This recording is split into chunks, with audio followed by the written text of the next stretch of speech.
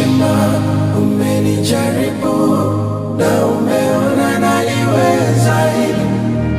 Na kushukuru na naomba neema ili niweze kushinda hili. Umenipima, umenijaribu na umeona naliweza hili.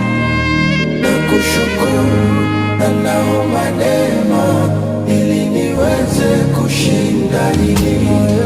Ninakuomba unilindie imani yangu kwako, matendo yako yajirudie pindi nikitaka kukata tamaa. Mana maumivu nayopitia yanachoma